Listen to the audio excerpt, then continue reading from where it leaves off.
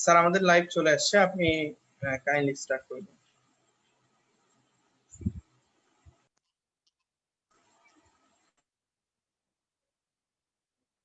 আচ্ছা, আমাকে স্ক্রিন শেয়ারটা অন করে দেন, অ্যালাউ করেন। ওকে, থ্যাংক ইউ। স্যার আমি আপনাকে কো-হোস্ট করে দিয়েছি, আপনি করতে পারবেন।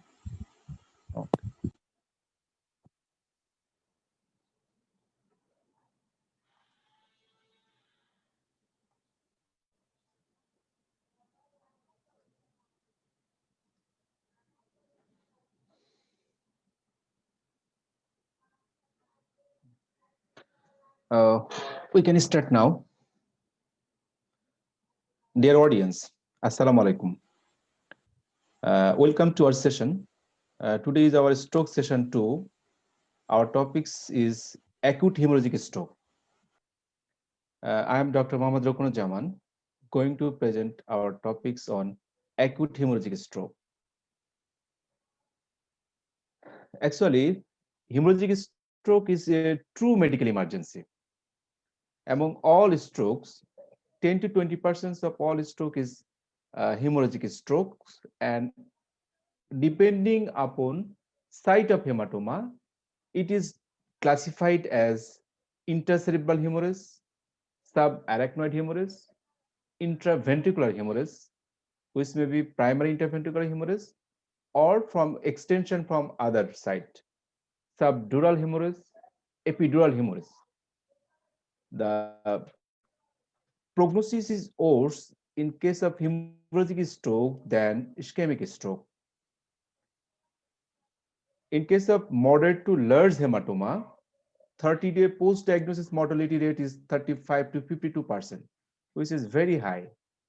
And only 20% patients attain functional independency at 6 months after an event of hemorrhagic stroke.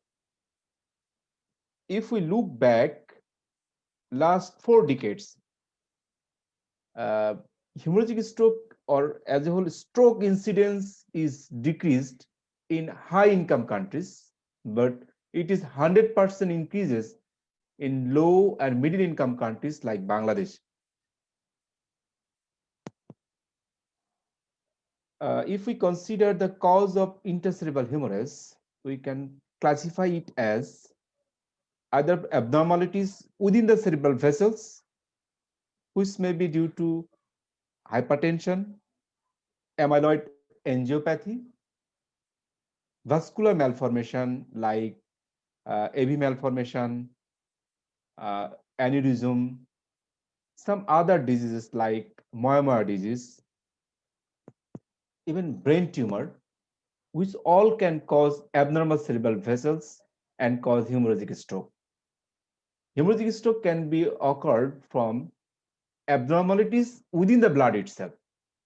It may be due to either coagulopathy, inherited coagulopathy, or acquired coagulopathy, including some drugs like antiplatelets, anticoagulants. So these are the underlying causes of hemorrhagic stroke. There's some other causes like hemorrhagic transformations of a cerebral infarct. In a previously in ischemic stroke, it can be transferred into a hemorrhagic transformation. Some illicit drug abuser like amphetamines, cocaine users, it can also cause hemorrhagic stroke. Trauma can cause also hemorrhage. Hyperperfusion syndrome post carotid endarterectomy. This is one of the invasive procedure for carotid atherosclerotic disease. And after this procedure, there's some hyperperfusion syndrome that can cause also hemorrhagic stroke. Among the all causes, 70% of intracerebral hemorrhage is due to hypertension, uncontrolled, irregularly taking hypertensive patient. The basic pathology in hypertension is in the small penetrating arterioles. Small penetrating arterioles where there is degenerations of the intima, degenerations of the media, hyalinizations of the intima, or microaneurysms. Hypertension can cause intercerebral hemorrhage by this way. And there is some 4 common site of hypertensive hemorrhagic stroke, that is basal ganglia, thalamus, cerebellum, and pons. These are the 4 common sites of hypertensive bleed.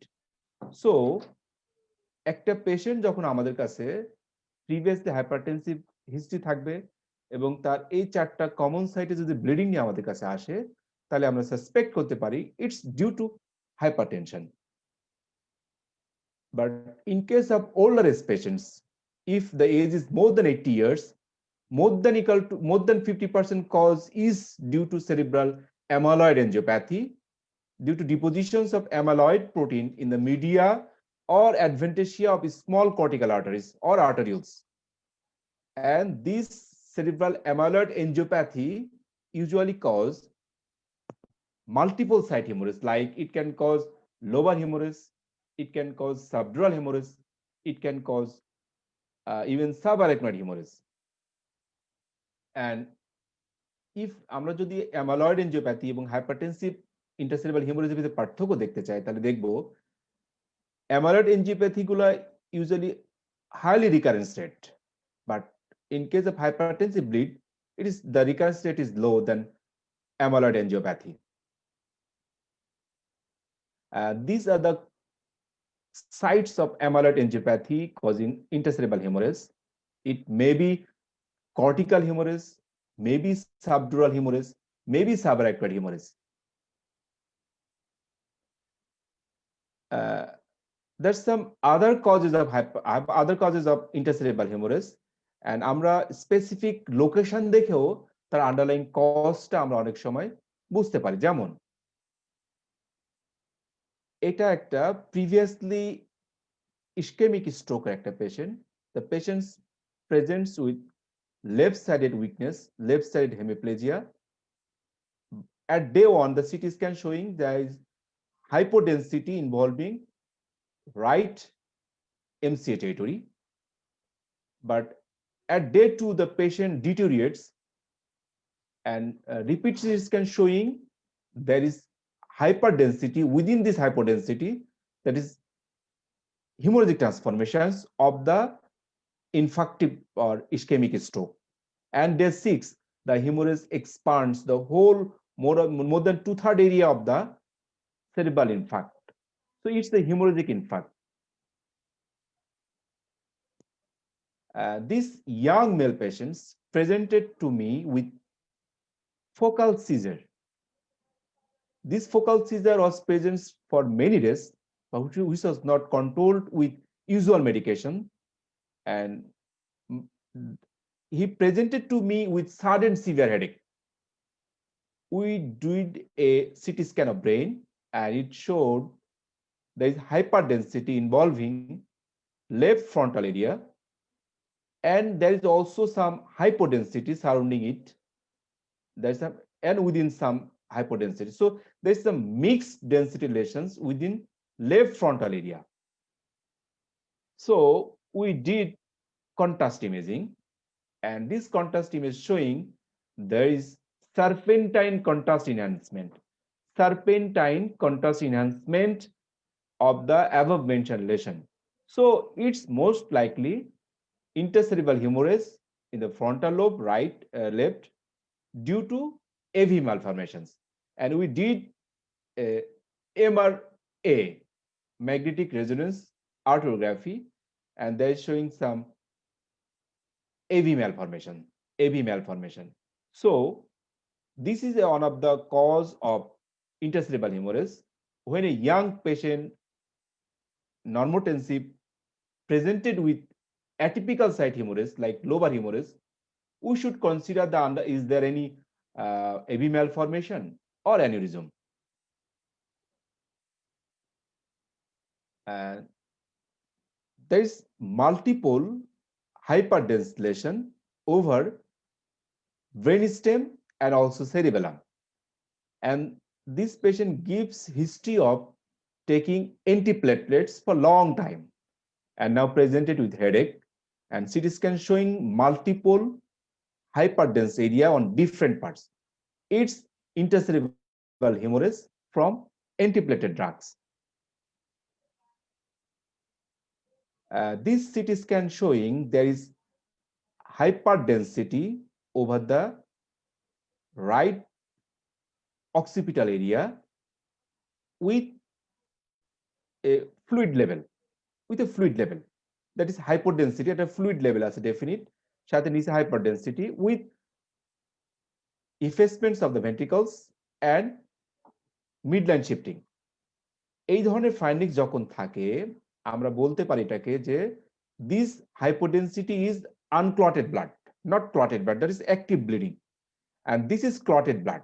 যখনই clotted blood চলে আসে তখনই সেটা city স্ক্যানে hyperdense দেখায়, and this unclotted blood, that is ongoing bleeding is there, and it's showing hypodensity. So আমরা বলতে পারি একটা অনগোয়িং ব্লিডিং হচ্ছে, এবং যখনই এরকম ফ্লুইড লেভেল থাকে আমরা ধরে নিই it's from anticoagulation use.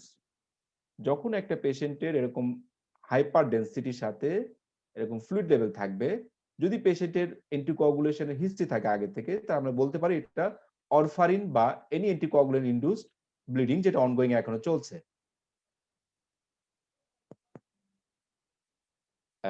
These patients diagnosed case of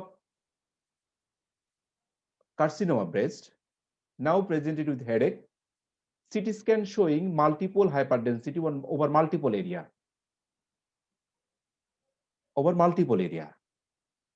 যখনই একটা পেশেন্টের প্রিভিয়াসলি একটা ম্যালিগনেন্সি থাকবে, যদি আমাদের কাছে হেডেক নিয়ে আসে, তাহলে আমরা চিন্তা করতে পারি এটা একটা মেটাস্ট্যাসিস, এবং এটা একটা হিমোরেজিক মেটাস্ট্যাসিস। কিছু কিছু কার্সিনোমাতে হিমোরেজিক মেটাস্ট্যাসিস হতে পারে, তার ভিতরে অন্যতম হচ্ছে breast carcinoma, bronchial carcinoma, thyroid malignancy, specially papillary malignancy, melanoma, renal cell carcinoma. এই কয়েকটা ম্যালিগনেন্সি পেশেন্ট যখন আমার কাছে হেডেক নিয়ে আসে, আমি সিটি স্ক্যানে যদি এরকম মাল্টিপল লোকেশনে হাইপারডেন্সিটি পাই, মাল্টিপল লোকেশনে, সেটাকে আমি তখন সেটা বলতে পারি it's haemorrhagic metastasis. Now, clinical manifestations of hemorrhagic stroke. Hemorrhagic stroke এর পেশেন্ট কিছু কিছু ক্ষেত্রে ইসকেমিক স্ট্রোকের সিমিলার কিছু সিমটম নিয়ে আমাদের কাছে প্রেজেন্ট করতে পারে, এবং কিছু কিছু ক্ষেত্রে ইসকেমিক স্ট্রোকের বাইরে কিছু নতুন সিমটম নিয়ে আমাদের কাছে আসতে পারে। কিন্তু কখনো একটা পেশেন্টকে আপনি ক্লিনিক্যাল হিস্ট্রি এবং এক্সামিনেশনের মাধ্যমে কনফার্ম বলতে পারবেন না ইটস হিমোরেজিক স্ট্রোক। অবশ্যই ইমেজিং এ আপনার হেল্প নেওয়া লাগবে, কারণ অনেকগুলো সিমটম কিন্তু বা সাইন কিন্তু একটার সাথে আরেকটা হতে পারে। সো আমরা কখনো ক্লিনিক্যাল হিস্ট্রি থেকে কনফার্ম ডায়াগনোসিস করতে পারবো না যে এটা হিমোরেজিক স্ট্রোক বা ইসকেমিক স্ট্রোক। ট্রিটমেন্টের যদি স্পেসিফিক ট্রিটমেন্ট আমি দিতে চাই, অবশ্যই আমাকে ইমেজিং করতে হবে। তো সিমিলার কি কি সিমটম নিয়ে আমাদের কাছে আসতে পারে?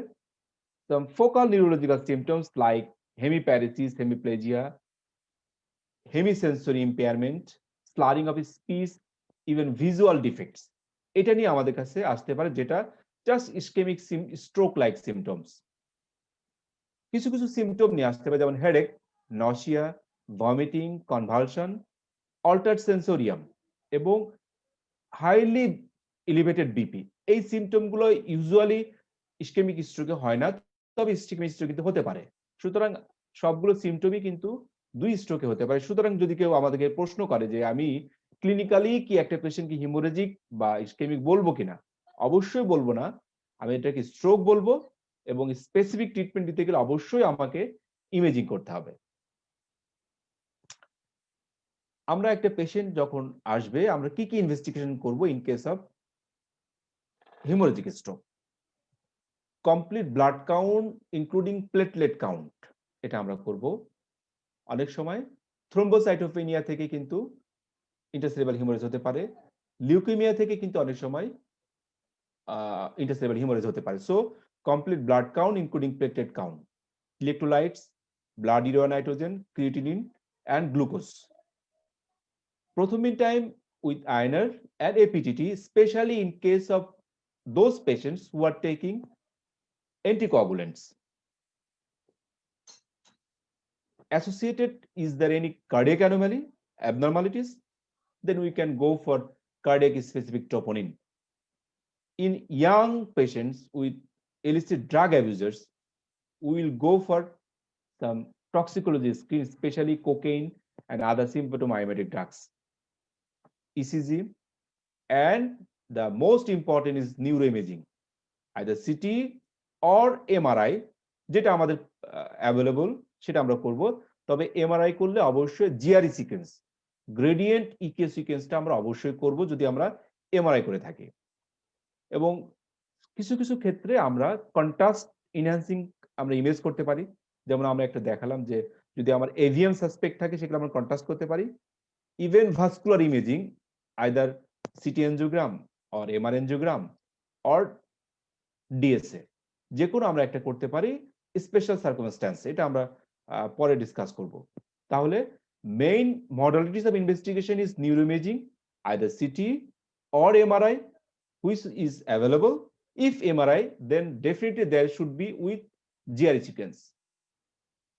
CT scan of brain is the gold standard for diagnosis of hemorrhagic stroke. Within minutes or even বলা যায় within seconds এর ভিতরে কিন্তু আমরা CT scan দিয়ে diagnosis করতে পারি, even less than 1 centimeter bleed আমরা CT scan দিয়ে diagnosis করতে পারি। It can also be done in a patients with prosthetic valve where MRI cannot be done. It's easily available and cost effective.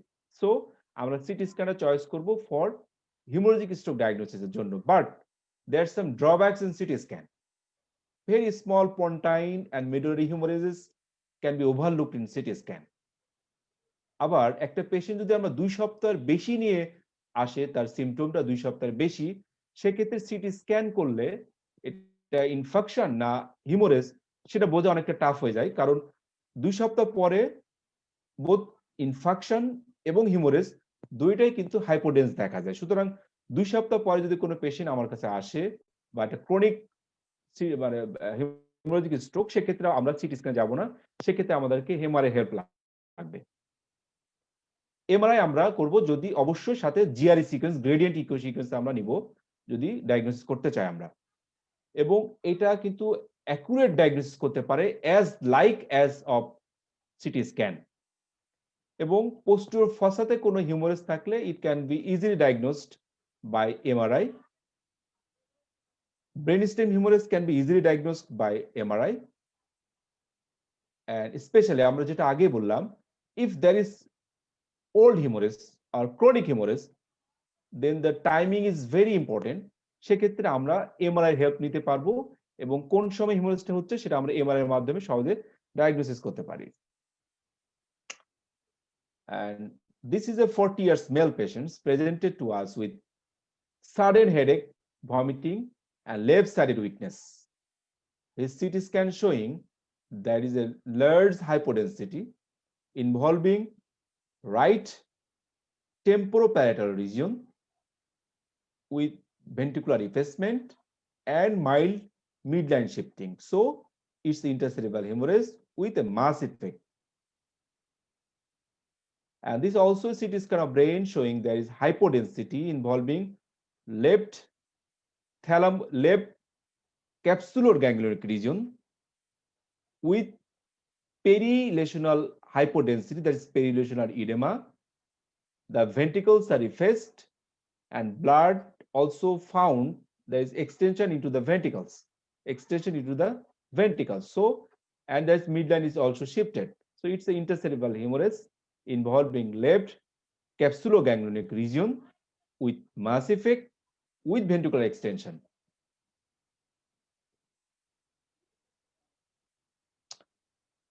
This also a CT scan of brain showing intercerebral hemorrhage, purely intercerebral hemorrhage, no ventricular extension, no midline shifting. But this CT scan showing intercerebral hemorrhage with midline shifting, with ventricular effacement and extension. This CT scan showing there is hyperdensity involving different ventricles. কোনো parenchymal ইন্টারপ্যারেনকাইমাল কোনো bleeding আমরা পাচ্ছি না, কোনো হাইপারডেন্সিটি পাচ্ছি না, but hyperdensity involving different ventricles. So it's a primary interventricular hemorrhage. most likely it can be caused from either hypertension or any AV malformation within the choroid plexus or anticoagulant drug use. This is CT scan of brain showing there is posterior fossa hyperdensity, that is posterior fossa humerus with ventricular extension. And this is a most likely hypertensive bleed, that is thalamic hemorrhage with ventricular extension, most likely hypertensive hemorrhage. This is a cortical hemorrhage on the left side. And this is also a large intercerebral hemorrhage with ventricular effacement and mass effect. আমাদের অনেকের একটা প্রশ্ন থাকে যে একটা পেশেন্টের যদি haemorrhagic stroke হয় সেক্ষেত্রে তার কত ml ব্লাড ব্রেনে জমা আছে আমরা কিভাবে ক্যালকুলেট করব? ক্যালকুলেটের হিসাব হচ্ছে হাফ, একটা হচ্ছে ধ্রুবক, total number of haemorrhagic slide. আমি একটা স্লাইড, একটা পুরো ফিল্মে যতগুলো স্লাইডে হেমোরেজ দেখব সেই স্লাইডগুলো টোটালটা কাউন্ট করব, সেখান থেকে 1 বিয়োগ করব। আমরা যদি 10টা স্লাইড থাকে 10 থেকে 1 বাদ দিলাম 9। ম্যাক্সিমাম হাইট এবং ম্যাক্সিমাম ব্রেথ, যেটা যে কোনো একটা স্লাইডে নিতে হবে এমন কোনো কথা নেই। যে স্লাইডে সবচেয়ে ম্যাক্সিমাম হাইট থাকবে সেখান থেকে আমি হাইটটা নিব, যে স্লাইডে সবচেয়ে ম্যাক্সিমাম ব্রেথ থাকবে সেখান থেকে আমি ব্রেথটা নিব। তাহলে half into total number of haemorrhagic slides minus 1 into maximum height into maximum breadth in centimetre, এইটাকে আমরা হিসাব করব। যতটুকু হবে ততটুকু হচ্ছে আমরা বলি তত ml blood. And this is a CT scan of brain showing there is a concavo-convex hyper mixed density. Some are hypodense, some are iso, some are hyperdensity. Over the right convexity of the cerebral hemisphere with midline shifting.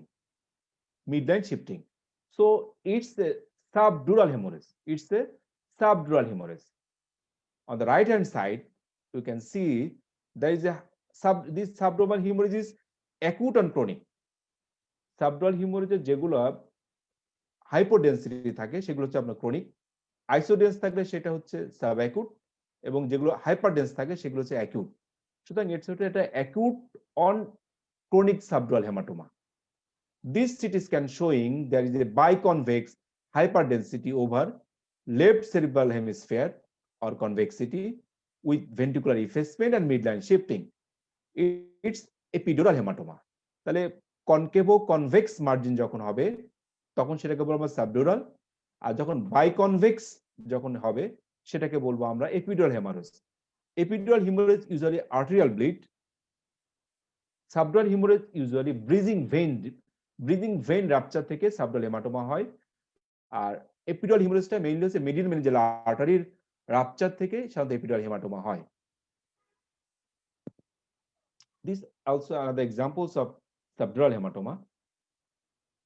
মাঝে মাঝে এই ধরনের CT scan আপনাকে confuse করে দিতে পারে। একটা patient আপনার কাছে আসলো হেডেক বা সামথিং নিয়ে, আপনি সিটি স্ক্যান করে দেখলেন তার multiple hyperdensity all over different site, and this density is more or less like bone like density, not humerus.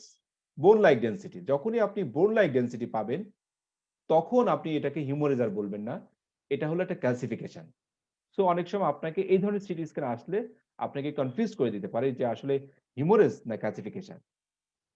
আমরা সিটি স্ক্যানে একটা টার্ম ইউজ করি যে হাউন্সফেল ইউনিট।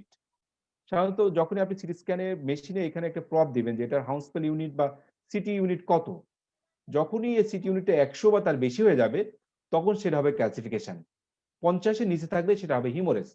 সুতরাং যখন আপনার কনফিউশন হবে তখন আপনি বলে দিতে পারবেন যে আপনার টেকনিশিয়ানকে এখানে কার্সর দিয়ে দেখবেন যে এটার সিটি নাম্বার বা হাউন্সফিল নাম্বার কত, সেটা দেখেও আপনি কনফার্ম হতে পারবেন যে এটা হলো একটা calcification, not haemorrhagic stroke. Vascular imaging, কখন আমাকে ভাস্কুলার ইমেজিং করতে হবে? either in the form of DSA, that is digital subtraction angiography, এটা একটা invasive angiography, CT angiography, MR angiography and MR venography. These are the vascular imaging. কখন আমরা vascular imaging করব? In case of hemorrhagic stroke. If the hemorrhagic stroke is due to subarachnoid hemorrhage, if it is a young patients, normotensive patients, if patient is hypertensive, but site of hemorrhage is atypical site, that is lobar hemorrhage. If the hemorrhage at the same type, same site, যদি recurrent haemorrhage হয় একটা same সাইটে, সেক্ষেত্রে আমরা vascular imaging করব যে কোনো vessel anomaly আছে কিনা। যদি পেশেন্টের আইসোলেটেড ইন্টারভেন্ট্রিকুলার হেমোরেজ থাকে, সেক্ষেত্রেও আমরা কোনো ভাস্কুলার কোনো অ্যানোমালি আছে কিনা সেটা দেখার জন্য আমরা ভাস্কুলার ইমেজিং করব। এখন আমরা আসি, আমরা একটা অ্যাকুট হেমোরেজিক স্ট্রোক নিয়ে আমাদের কাছে আসলে আমরা কিভাবে তাকে ম্যানেজ করব। ম্যানেজমেন্ট প্রিন্সিপালকে আমরা চারটা ক্যাটাগরিতে ভাগ করি: medical management, surgical management, prevention of recurrent ICS and rehabilitation. তো একটা পেশেন্ট যখন আমাদের কাছে আসবে, আমার সাসপেক্টেড হিউমোরেজিক স্ট্রোক, তাকে ইমিডিয়েটলি আমরা সিটি আর এমআরআই করব, যেটা আমার অ্যাভেলেবল আছে। প্রি হসপিটাল পেশেন্টকে আমরা তার ইয়ারওয়ে, ব্রেদিং এবং সার্কুলেশনটা ঠিক আছে কিনা সেটা আমরা দেখব। এরপর আমরা হসপিটালে যখন শিফট করব, ইমার্জেন্সি ডিপার্টমেন্টে আমরা একই রকম ভাবে পেশেন্টের ইয়ারওয়ে দেখব। যদি দেখা যায় যে পেশেন্টের GCS less than 8, we should go for intubation. আমরা তার অক্সিজেন স্যাচুরেশন দেখব, যদি স্যাচুরেশন 94% বেশি থাকে তাহলে ওকে, বা 94 এর নিচে থাকলে আমরা তাকে সাপ্লিমেন্টাল অক্সিজেন দিব। তার হিমোডাইনামিক স্ট্যাটাসটা দেখব এবং কোনো ইমব্যালেন্স থাকলে সেটা আমরা রিসাসিটেট করব এবং খুব শর্ট ফোকাসড হিস্ট্রি আমরা নিব পেশেন্টের, যে তার কখন onset of the stroke, past medical history, medication history এবং কোনো কোয়াগুলোপ্যাথির হিস্ট্রি আছে কিনা, আইদার তার কোনো হিমোফিলিয়া বা লিউকেমিয়া বা থ্রোম্বোসাইটোপেনিয়া আছে কিনা সেটা আমরা হিস্ট্রিতে নিব। এরপরে আমরা পেশেন্টের স্ট্রিক্ট মনিটরিং করব, specially at stroke unit or ICU or at least HDU, not in the floor. এবং মনিটরিং এর ভিতরে আমরা ডাকবো তার ভাইটাল সায়েন্স করব, দেখব তার neurological exams including GCS, NIHSS score এবং তার রেজড আইসিপির কোনো ফিচার আছে কিনা সেটা আমরা দেখব। এবং এক্ষেত্রে আমি পেশেন্টের একটা স্কোরিং আমরা করি অ্যাট দ্য ইমার্জেন্সি ডিপার্টমেন্ট, এবং সেই স্কোরিং এর উপর ভিত্তি করে কিন্তু পেশেন্টের মর্টালিটি রেট আমরা বলতে পারি। সেক্ষেত্রে আমরা কয়েকটা পয়েন্ট দেখি স্কোরিং এ। একটা হলো জিসিএস, আইসিএস ভলিউম কত, কতটুকু এমএল অফ ব্লাড আসছে, পেশেন্টের বয়স, লোকেশনস অফ দ্য ব্লিডিং এবং ইন্টারভেন্ট্রিকুলার হিমোরেজ কিনা। যদি জিসিএস পেশেন্টের 13 to 15 হয় সেক্ষেত্রে স্কোর 0, 5 থেকে 12 হলে 1, 3 থেকে 4 হলে 2, যদি volume of blood more than equal to 30 হয় সেক্ষেত্রে 1, লেস দ্যান 30 হলে 0, যদি এজ লেস দ্যান 80 হয় তাহলে 0, মোর দ্যান ইকুয়াল টু 80 হলে 1, যদি পেশেন্টের ইনফ্রাটেন্ট্রাল হিমোরেজ থাকে সেক্ষেত্রে 1, আদার সাইড হলে 0, যদি পেশেন্ট ইন্টারভেন্ট্রিকুলার হিমোরেজ থাকে সেক্ষেত্রে তাকে আমরা দিব 1, আদার সাইড হলে পেশেন্টকে দিব আমরা 0। এখন স্কোরিং করে যদি আমি দেখি পেশেন্ট স্কোর 0, তাহলে তার কিন্তু মর্টালিটি রেটও 0। যদি পেশেন্ট স্কোর হয় 1, 13%, 2 হলে 26%, 3 হলে 72%, 4 হলে 97, 5 or more হলে সেক্ষেত্রে আমরা বলবো তার mortality 100%, 30 days after the diagnosis of the hemorrhagic stroke. So emergency ডিপার্টমেন্টে আমরা ইমিডিয়েটলি এই স্কোরটা করব। এখন কিছু প্রেডিক্টিভ ফ্যাক্টর আছে যেগুলো আমাদেরকে দেখতে হবে, এগুলো থাকলে পেশেন্টকে আমরা বলতে পারি তার নিউরোলজিক্যাল ডিটিউরেশন খুব দ্রুত হয়ে যাবে। সেক্ষেত্রে আমরা দেখব পেশেন্টের ইনিশিয়াল হেমাটোমাটা লার্জ ভলিউম কিনা, পেশেন্টের প্রিভিয়াসলি তার অ্যান্টিপ্লেটলেট বা অ্যান্টিকোয়াগুলেন্ট ইউজ করার কোনো হিস্ট্রি আছে কিনা, তার আনকন্ট্রোল হাইপারটেনশন আছে কিনা, এবং at the admission at the emergency ডিপার্টমেন্টে তার জিসি স্কোর লো কিনা, এই কয়েকটা ফ্যাক্টর।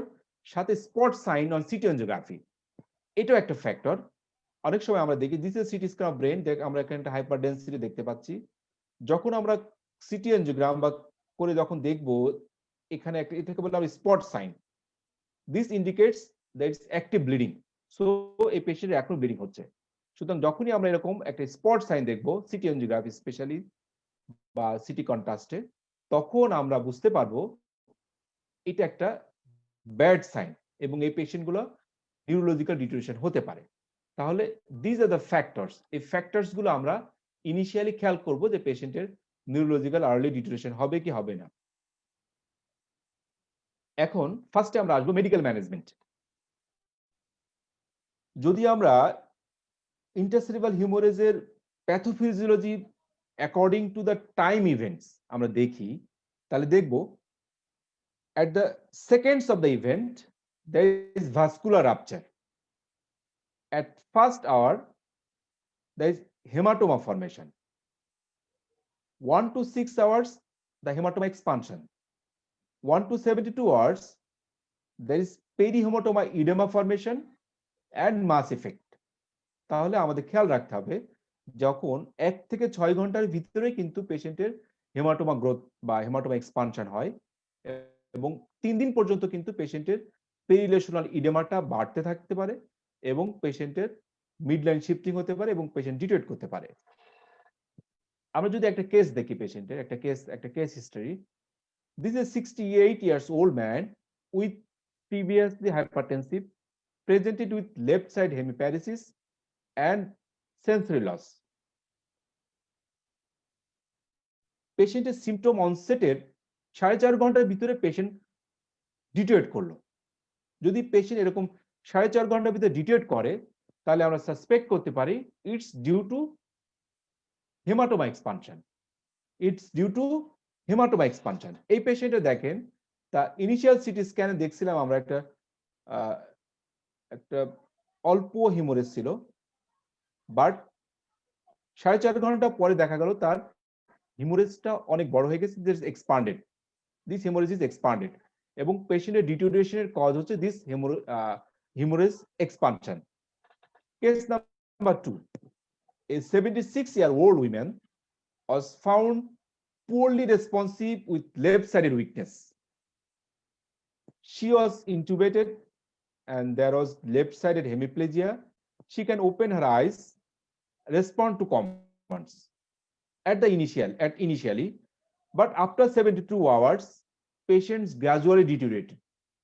যখনই একটা পেশেন্ট এরকম আসবে আমাদের কাছে, দেখা যাচ্ছে যে 72 আওয়ার্স এর পর থেকে পেশেন্ট ডিটোয়েট শুরু করে দিয়েছে বা 72 আওয়ার্স এর পেশেন্ট ডিটোয়েট করতেছে, তখন আমরা সাসপেক্ট করতে পারি it's due to mass effect from perilesional oedema. দেখেন এই পেশেন্টের আমরা যখন ইনিশিয়াল সিটি স্ক্যান করছিলাম তার হিমোরেজ এবং 72 আওয়ার্স এর পর হিমোরেজ কিন্তু একই রকম ছিল, বাট ইনিশিয়াল সিটি স্ক্যানে পেরিলেশনাল ইডেমা ছিল অনেক কম, but after 72 hours the perilesional edema is much more and there is ventricular effacement and midline shifting, and the cause of this deterioration is from this mass effect from perilesional edema, not due to hematoma expansion. তাহলে আমরা কি দেখতে পাই, যদি এরকম পেরিলেশনাল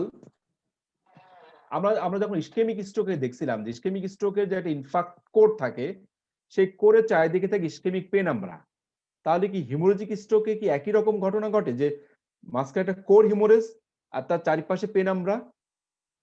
কিন্তু এই ক্ষেত্রে এই পেনাম্ব্রাকে বলি আমরা মেটাবলিক পেনাম্ব্রা। ইসকেমিক স্ট্রোকের ক্ষেত্রে বলি আমরা ওটাকে ischaemic penumbra, but this penumbra is metabolic penumbra. So ischaemic স্ট্রোকের ক্ষেত্রে আমরা জানি যে আমরা বিপিটাকে অনেক হাই রাখার চেষ্টা করি যাতে এই ইসকেমিক পেনাম্ব্রাটাকে রক্ষা করা যায়, যাতে পারফিউশনটা মেইনটেইন করা যায়। কিন্তু হিমোরেজিক স্ট্রোকের ক্ষেত্রে যে পেরিলেশনাল পেনাম্ব্রাটা থাকে তাকে বলে আমরা মেটাবলিক পেনাম্ব্রা। সো এটাকে এখানে যদি আমি বিপিটা বাড়িয়ে রাখি, দেখা যাচ্ছে যে মানে হিমোরেজ আরো এক্সপানশন করবে, কিন্তু বিপিটা যদি আমি কমিয়ে রাখতে পারি সেক্ষেত্রে কমিয়ে রাখলে কখনো ওই টিস্যুগুলো হাইপোক্সিক হবে না বা ইসকেমিক হবে না, বরং তার হেমাটোমা এক্সপানশনও কম হবে পেশেন্টের মাস ইফেক্টটা কম থাকবে। সুতরাং হিমোরেজিক স্ট্রোকের ক্ষেত্রে অবশ্যই আমাদেরকে বিপিটাকে কম রাখতে পারলে আমরা হেমাটোমা এক্সপানশনটাকেও প্রিভেন্ট করতে পারবো, যাতে আবার রিরাপচার না হতে পারে, এবং সাথে আমরা মাস ইফেক্টটাও কমাতে পারবো। সুতরাং এই ক্ষেত্রে আমাদের হিমোরেজিক স্ট্রোক এবং ইসকেমিক স্ট্রোকের ব্লাড প্রেশার ম্যানেজমেন্টের একটু ডিফারেন্ট। সেক্ষেত্রে সবচেয়ে লার্জ একটা ট্রায়াল হচ্ছে interact 2 trial. This INTERACT 2 trials demonstrate that rapid and intensive BP lowering in patients with ICS is safe. এবং এই INTERACT 2 ট্রায়ালে ওরা পেশেন্টকে দুইটা গ্রুপে ভাগ করছিল। একটা গ্রুপকে রাখছিল 140 লেভেল সিস্টোলিক বিপি, আর একটা গ্রুপকে রাখছিল 180 গ্রুপ। এবং দেখা গেছে যে 140 গ্রুপের পেশেন্টেরই মর্টালিটি রেটটা দুই গ্রুপে সমান ছিল, বাট 150 যা নিচে যাদেরকে রাখা হয়েছিল তাদের মরবিডিটি বা ডিসএবিলিটি কম ছিল। সুতরাং ইন্টারঅ্যাক্ট 2 ট্রায়াল সবচেয়ে লার্জেস্ট ট্রায়াল ফর ইন্টারসেরিব্রাল হিমোরেজ। এখানে বিপি কন্ট্রোলের ক্ষেত্রে ওরা বলছে সিস্টোলিক বিপি আমরা 140 নিচে রাখবো, তাহলে আমরা হিমোরেজিক এক্সপানশনটাও আমরা প্রিভেন্ট করতে পারবো, মাস ইফেক্টটাও প্রিভেন্ট করতে পারবো, পেশেন্টের ডিটোরেশন আমরা হল্ট করতে পারবো। সো হিমোরেজিক স্ট্রোকের পেশেন্টের আমাদের মেইন গোল হবে আমি হিমোরেজের এক্সপানশন কমাবো, তার মাস ইফেক্ট কমাবো, এবং পারলে আমি হিমোস্ট্যাট বা হিমোরেজটাকে বন্ধ করতে পারি কিনা বা হিমোরেজটাকে আমি বের করতে পারি কিনা সেটা আমি ট্রাই করতে পারি। সেক্ষেত্রে আমি পেশেন্টের হিস্ট্রি ইজ ভেরি ইম্পর্টেন্ট। যদি পেশেন্টের কোয়াগুলোপ্যাথি থাকে, either inherited or acquired coagulopathy or due to drug induced যদি থাকে, সেটা আমি হিস্ট্রি থেকে ভালোভাবে খেয়াল করব। এবং সাধারণত যাদের অ্যান্টিকোয়াগুলো রিলেটেড আইসিএস থাকে, এদের আউটকামটা তুলনামূলক পুয়ার থাকে দেন আদার হিমোরেজ। আমরা এখন হিস্ট্রি যদি নিলাম, যদি পেশেন্ট আগে থেকে প্রিভিয়াসলি অরফারিন পায়, সেক্ষেত্রে আমরা কি করব? Immediately stop the warfarin and patient needs orphan related ICS rapid corrections of the INR. আমরা পেশেন্টের পিটি আইনারটা করব এবং তার rapid corrections of the INR পেশেন্টের প্রয়োজন with the help of either vitamin K 10 milligram 5 to 10 milligram IV, AHA recommends 5 to 10 milligram IV, or vitamin K dependent কিছু factor আছে, যেমন প্রথমিন কমপ্লেক্স কনসেন্ট্রেট, যেখানে ফ্যাক্টর 2, 7, 9 এবং 10। তো এটা আমরা দিতে পারি প্রথমিন কমপ্লেক্স কনসেন্ট্রেট, সাথে আমরা ভিটামিন কে ইনজেকশন আমরা দিতে পারি। এরপরে আমরা এটা যদি প্রথমিন কমপ্লেক্স আমরা না দিতে পারি, সেক্ষেত্রে আমরা ফ্রেশ ফ্রোজেন প্লাজমা আমরা দিতে পারি। কোনো কনসেনসাস টার্গেট নাই যে আমরা আয়নারটাকে কতটুকু রাখবো, তবে ম্যাক্সিমাম যত স্টাডি আছে তারা সবাই বলছে মোটামুটি আয়নার আমরা 1.3 to 1.5 এর নিচে রাখার চেষ্টা করব, either with vitamin K, with prothrombin complex concentrate or fresh frozen plasma. যদি পেশেন্ট প্রিভিয়াসলি নিওর অ্যান্টিকোয়াগুলেন্ট পায়, স্পেশালি ডেভিগাট্রান, রিভারক্সাবান, এভিক্সাবান বা এন্ডোক্সাবান, যদি এই ড্রাগগুলো পায়, সেক্ষেত্রে কিন্তু আমাদের ভিটামিন কে আমাদের কাজ করবে না। সেক্ষেত্রে ডেভিগাট্রান শুধুমাত্র একটা ড্রাগ যার US FDA approve reversal agent আছে, যাকে বলে আমরা ইডারুসিজুম্যাব। 5 মিলিগ্রাম আইভি অনস আমরা দিতে পারি যদি পেশেন্টের প্রিভিয়াসলি ডেভিগাট্রান হিস্ট্রি থাকে। Dabigatran is a direct thrombin inhibitor, এবং এরই একমাত্র রিভার্সাল এজেন্ট যেটা ইউএস এফডিএ অ্যাপ্রুভ, ইডারুসিজুম্যাব। এটা আমরা 5 মিলিগ্রাম আইভি দিতে পারি। পেশেন্ট যদি আমাদের কাছে within 2 hours of the last intake of the oral anticoagulants আসে, সেক্ষেত্রে আমরা অ্যাক্টিভেটেড চারকোল দিতে পারি। Even in some cases haemodialysis can help to wash out the drugs. অনেকগুলো ড্রাগ পাইপলাইনে আছে, তার ভিতরে সবচেয়ে ইম্পর্টেন্ট ড্রাগ সেটা হচ্ছে সিরাপারান্টাক। এটা একটা মানে যতগুলো প্রিক্লিনিক্যাল স্টাডিতে দেখা গেছে অনেক ভালো রেসপন্স। এটা হচ্ছে universal anticoagulant antagonist. Most of the anticoagulants except warfarin and argatroban, এই দুইটা ছাড়া মোস্ট অফ দ্য অ্যান্টিকোয়াগুলেন্টের একটা অ্যান্টাগনিস্ট হচ্ছে সিরাপারান্টাক। এটা একটা প্রমিজিং ড্রাগ, এখনো ইউএস এফডিএ অ্যাপ্রুভ হয়নি, বাট ডিফারেন্ট স্টাডিতে এটা অনেক ভালো রেজাল্ট শো করছে। If the ICS is due to antiplatelet যদি হয়, সেক্ষেত্রে আমরা প্লেটলেট ট্রান্সফিউশন দিব কি দিব না? আমরা সেই সমস্ত পেশেন্টকে প্লেটলেট ট্রান্সফিউশন দিব যদি এই সমস্ত পেশেন্টকে আমি সার্জিক্যাল কোনো ইন্টারভেনশনে যাই, আইদার এক্সটার্নাল ভেন্ট্রিকুলার ড্রেন অথবা কোনো সার্জিক্যাল ইন্টারভেনশন যদি আমি যেতে চাই, সেক্ষেত্রে আমরা প্লেটলেট ট্রান্সফিউশন দিতে পারি। আদারওয়াইজ এই পেশেন্টগুলো আমরা প্লেটলেট ট্রান্সফিউশন দিব না। এখন একটা কোশ্চেন থাকে, যদি একটা পেশেন্টের আইসিএস হলো, এই পেশেন্টগুলোকে আমরা আবার অ্যান্টিপ্লেটলেট রিস্টার্ট করতে পারবো কখন? যদি পেশেন্ট দেখা যাচ্ছে তার আন্ডারলাইন কোনো তার কার্ডিয়াক ডিজিজ আছে যার জন্য তার অ্যান্টিপ্লেটলেট প্রয়োজন, কিন্তু আইসিএস ডেভেলপ করার কতক্ষণ পরে আমি এই পেশেন্টগুলোকে আবার রিস্টার্ট করতে পারবো? এক্ষেত্রে এখনো পর্যন্ত কোনো গুড এভিডেন্স বেসড আনসার নাই। তবে এটা আপনাকে কেস বাই কেস আপনাকে ফিজিশিয়ানসের ডিসিশনের উপর নির্ভর করবে, এবং অবশ্যই আপনি বেনিফিটস এবং রিস্ক দেখেই আপনি শুরু করবেন। ইউজুয়ালি আমরা 3 থেকে 4 সপ্তাহ পর থেকেই আমরা অ্যান্টিপ্লেটলেট শুরু করে থাকি। 3 সপ্তাহ পর থেকে আমরা ইউজুয়ালি, অনেকে 1 সপ্তাহ পর থেকে শুরু করে, অনেকে 3 সপ্তাহ পর থেকে। এক্ষেত্রে অবশ্যই আপনাকে রিস্ক এন্ড বেনিফিট রেশিও দেখে আপনাকে ডিসিশন নিতে হবে, এবং কেস বাই কেস ডেফিনিশন মানে আপনি এ করতে হবে আর কি, বুঝতে হবে। Thrombolysis related hemorrhage. Symptomatic ICS can occur in 6 to 4% of the patients treated with IV alteplase. IV alteplase related ICS is associated with high mortality and it requires immediate attention. সেক্ষেত্রে আমরা কি করব? ইমিডিয়েটলি থ্রোম্বোলাইটিক এজেন্টসকে আমরা discontinue করব। সাধারণত দেখা যায় যে থ্রোম্বোলাইটিক এজেন্টস গুলো আমরা তো 1 ঘন্টার ভিতরে দিয়ে দিই, সো পেশেন্ট গুলার সিমটম গুলো সাধারণত 1 ঘন্টা পরে ডেভেলপ করে। সুতরাং আমাদের এটা থিওরিটিক্যাল কথা হয়ে যায়, যেটা আমরা আসলে ডিসকন্টিনিউ করবো। আসলে তার আগেই দেখা যায় পেশেন্ট থ্রোম্বোলাইটিক এজেন্ট বন্ধ হয়ে যায়। কিন্তু যদি এরকম আমি চলা অবস্থায় পেশেন্ট ডিটেক্ট করে, অবশ্যই আমি এজেন্টটিকে বন্ধ রাখবো এবং একটা আর্জেন্ট সিটি স্ক্যান আমি করব।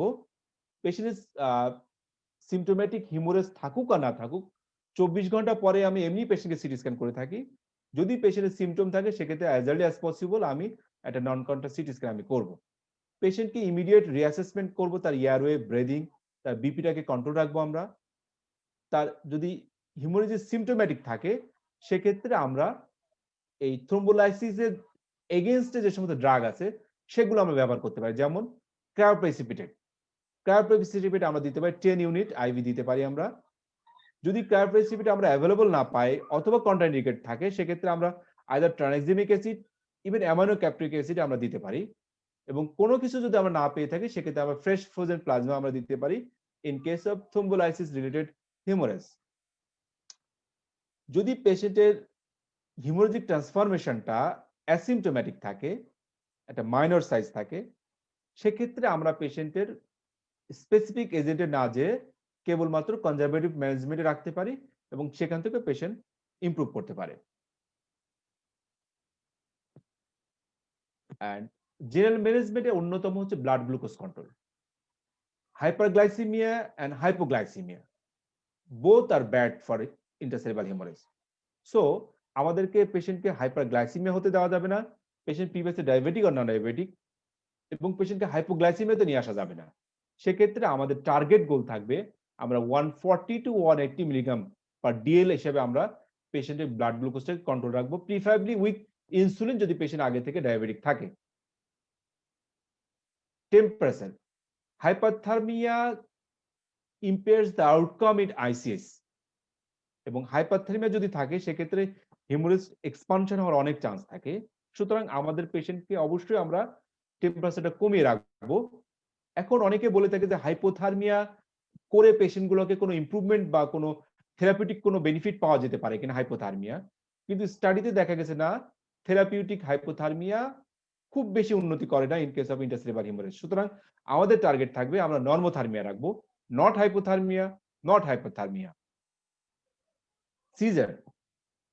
Seizure is very common after intercerebral hemorrhage. Within first week, 16% of the intercerebral hemorrhage patient can experience seizure.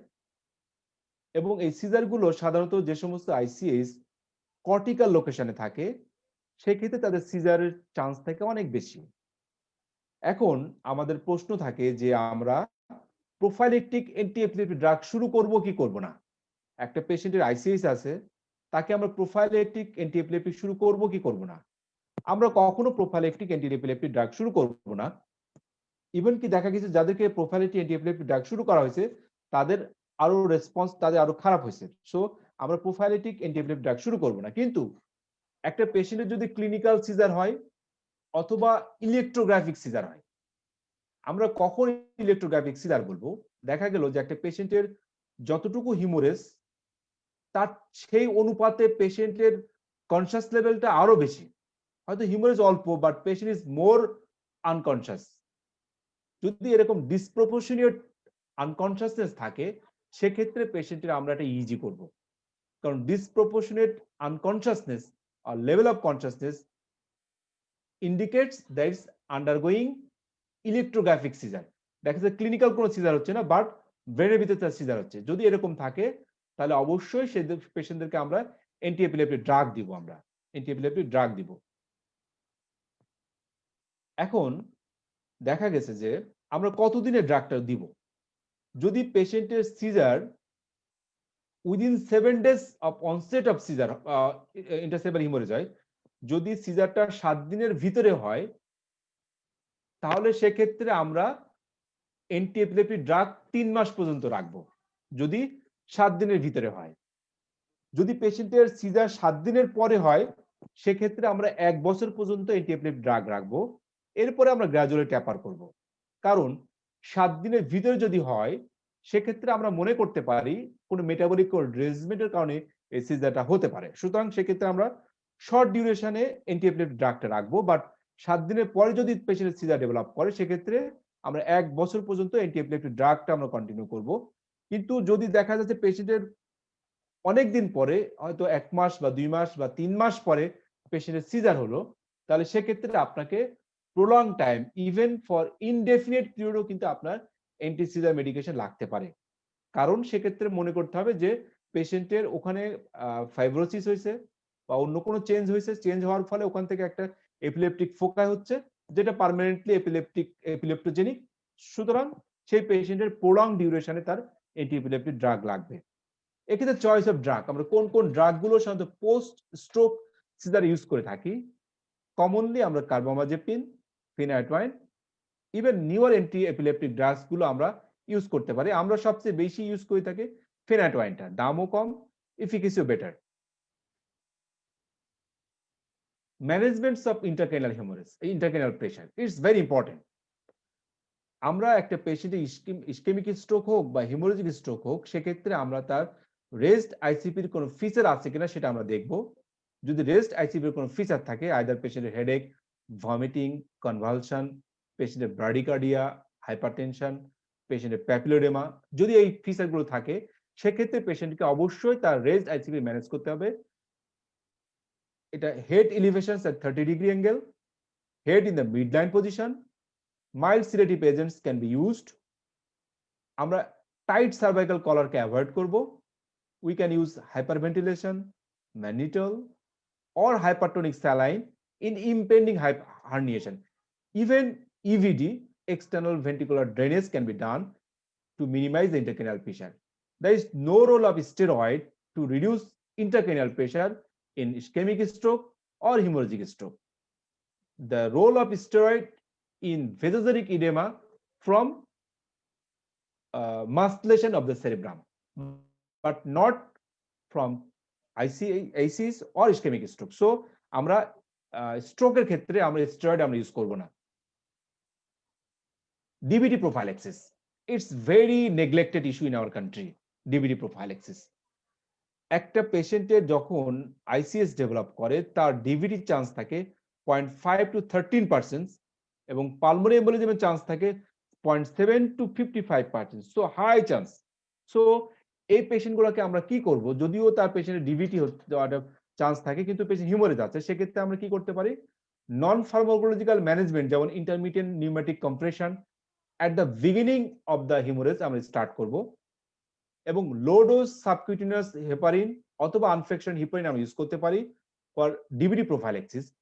তবে এক্ষেত্রে আমরা যখনই দেখবো পেশেন্টের হেমাটোমা এক্সপানশন আর হচ্ছে না, সে তখনই ইউজুয়ালি আমরা 1 থেকে 3 দিন পর থেকেই আমরা লো ডোজ সাবকিউটেনিয়াস হেপারিন শুরু করতে পারি। 1 থেকে 3 দিন পরে আমরা জানি যে প্রথম 6 ঘন্টা পর্যন্তই কিন্তু হেমাটোমা এক্সপানশন হয়। সো আমরা মানে রিস্ক ফ্রি থাকার জন্য 1 থেকে 3 দিন পর্যন্ত আমরা ওয়েট করতে পারি। তারপর থেকে আমরা ডিবিটি প্রোফাইল্যাক্সিস হিসাবে লো মলিকুলার হেপারিন আমরা অ্যাড করতে পারি। But at the time of the event আমরা non pharmacological major specially intermediate pneumatic compression আমরা ইউজ করতে পারি। যদি পেশেন্টের সিমটোম্যাটিক ডিভিটি আর পালমোনারি এমবোলিজম ডেভেলপ করে, সেক্ষেত্রে অবশ্যই আমাদেরকে পেশেন্টকে সিস্টেমিক অ্যান্টিকোয়াগুলেশন, তার অ্যান্টিকোয়াগুলেশন ডোজে আমরা করব, আইদার হেপারিন আর এনক্সিপারিন দিয়ে। আইভিসি ফিল্টার আমরা করতে পারি, ইন্ট্রাভেনাস ফিল্টার আমরা করতে পারি। এবং একটা পেশেন্টের যদি তার রিস্ক থাকে হেমাটোমা এক্সপানশনের অথবা রিব্লিডিং এর, সেক্ষেত্রে আসলে আমরা আইভি ফিল্টারটাকে আমরা চয়েস করব ইনস্টেড অফ ইনক্সিপারিন আর হেপারিন। এখন আমাদের কোশ্চেন থাকে, when can heparin or enoxaparin be started for DVT after ICS? আমরা আগে বললাম যে আমরা কেমিক্যাল প্রোফাইলাইসিস শুরু করব 1 থেকে 4 দিন পরে, যখন আমি ডকুমেন্ট করে দেখব যে পেশেন্টের কোনো হেমাটোমা এক্সপানশন হচ্ছে না, বাট ইন্টারমিডিয়েট কম্প্রেশনটা আমরা এট দ্য টাইম অফ ইভেন্টে আমরা শুরু করতে পারি।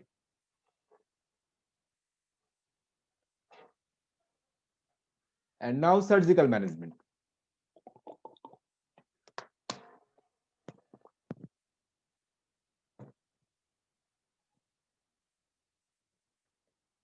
একটা পেশেন্ট যখন আমাদের কাছে হিমোরেজিক স্ট্রোক নিয়ে আসবে, আমরা ইনিশিয়ালি এবিসি ম্যানেজমেন্ট করব, তার সিটি এবং এমআরআই করে তার লোকেশনস অফ ব্লিডিংকে আমরা আইডেন্টিফাই করব, either it is intercerebral, interventricular, sub arachnoid, subdural আর এপিডুরাল।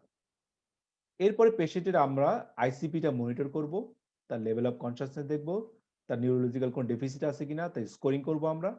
এবং আমরা আইসিপির জন্য পেশেন্টের আমরা যে সমস্ত আগে ম্যানেজমেন্টে বললাম সেগুলো আমরা ইউজ করব। এরপরে আমরা দেখব যদি পেশেন্টের আইসিএস কিনা, এসএএস কিনা, না এপিডুরাল বা সাবডুরাল হেমাটোমা কিনা। যদি পেশেন্টের এগুলো আমরা পরে ডিসকাস করব আমরা নেক্সট ক্লাসে। যদি পেশেন্টের সার্জিক্যাল তার আইসিএস থাকে, সেক্ষেত্রে আমরা কোন কোন ক্ষেত্রে আমরা সার্জারি করব। সার্জারির কিছু ডেফিনিট ক্লিন কাট ইন্ডিকেশন আছে। আমরা দেখতে পাই অনেক সময় যে পেরিফেরি থেকে পেশেন্ট গুলোকে খুব একটু ইন্টারসেরেব্রাল হিমোরেজ হলে সাথে সাথে পাঠিয়ে দেওয়া হয় যে আপনাকে ব্রেনে অপারেশন করা লাগবে, সার্জারি করা লাগবে। সো এটা কোনো আনসার না। there is some definite clear indications for surgical treatment. কি কি হতে পারে? Number 1, in case of cerebellar hematoma when the size is more than 3 cm or 40 ml যদি থাকে, তখন আমরা পেশেন্টকে সার্জারি করতে পারি। Superficial bleeding, superficial expanding intercerebral hemorrhage in a deteriorating young patient, যদি আমি একটা ইয়াং পেশেন্টের আইসিএস এক্সপান্ড করতেছে যেটা সুপারফিশিয়াল এবং পেশেন্ট ডিটেরিওরেটিং, তাদের ক্ষেত্রে আমরা সার্জিক্যাল ইন্টারভেনশনে যেতে পারি। But there is no role in brain stem or deep seated ICS, no role for utterly surgery, যে আমি পেশেন্টের এখনই হিমোরেজ হলো সাথে সাথে আমি সার্জারি করব, এরও কোনো খুব বেশি রোল নাই, বরং এটা আরো খারাপ হতে পারে।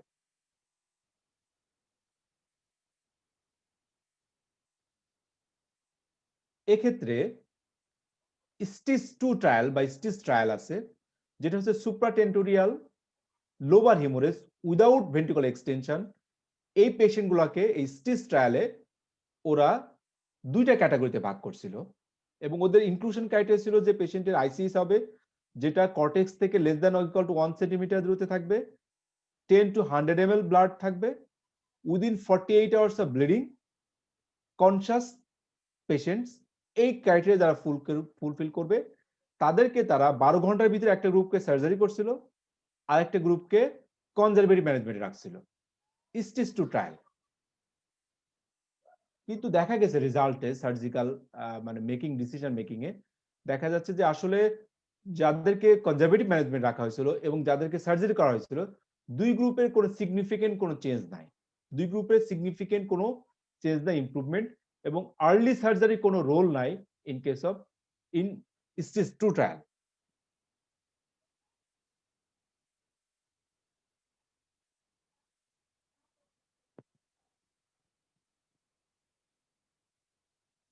তো সুতরাং স্টেজ 2 ট্রায়াল থেকে আমরা বলতে পারি যে আসলে যদি আমরা ওপেন সার্জারি করি তাহলে সেক্ষেত্রে খুব বেশি ভালো ইফেক্ট পাওয়া যায়নি। তবে ওরা স্টাডিতে বলছে যে ওখানে পেশেন্ট সিলেকশনের কিছু প্রবলেম থাকার কারণে তাদের রেজাল্টটা ভালো আসে নাই। সুতরাং এটা নিয়ে অনগোয়িং আরো রিসার্চ চলতেছে। বাট স্টেজ 2 মানে ট্রায়ালের আলটিমেট কনক্লুশন ছিল যে আমরা ওপেন সার্জারি এই ধরনের পেশেন্টকে আমরা করব না, এদেরকে আমরা কনজারভেটিভ ম্যানেজমেন্ট আমরা করব। কিন্তু রিসেন্টলি কিছু মিনিমাল ইনভেসিভ সার্জারি চলে আসছে, কিছু মিনিমাল ইনভেসিভ সার্জারি। সে মিনিমাল ইনভেসিভ সার্জারিতে দেখা যাচ্ছে যে এটা কিছু মিক্সড রেজাল্ট আসছে। মিনিমাল ইনভেসিভ সার্জারিতে কিছু কিছু স্টাডিতে অনেক ভালো রেজাল্ট, কিছু কিছুতে একটু খারাপ result. But minimal invasive surgery কিন্তু নতুন কিছু লেস ইনভেসিভ সার্জারি, এবং সেখান থেকে দেখা যাচ্ছে অনেক ভালো কিছু রেজাল্ট পাওয়া যাচ্ছে। তো মিনিমাল ইনভেসিভ সার্জারি আমরা কিভাবে করে থাকি? ইউজুয়ালি এটা এন্ডোস্কোপিক সার্জারি করা হয়ে থাকে। আমরা যদি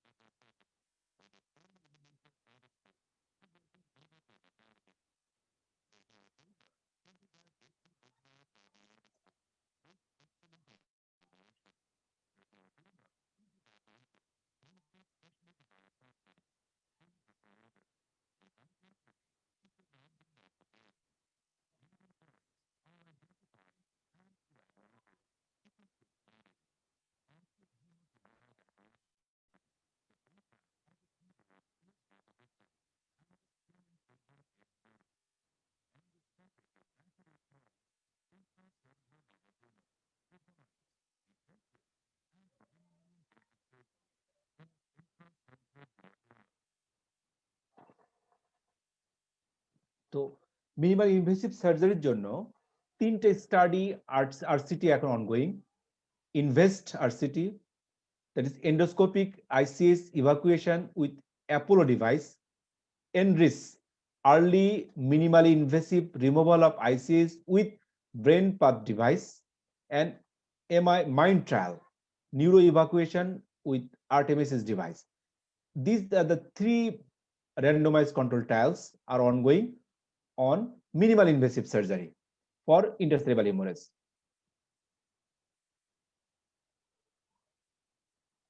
যেমন অ্যাপোলোর কেসে যেটা হলো আমরা প্রথম ট্রায়ালটা, সেখানে দেখা যাচ্ছে যে প্রি সার্জিক্যাল ব্লিডিং এবং পোস্ট সার্জিক্যাল পেশেন্টের অবস্থা কেমন ছিল।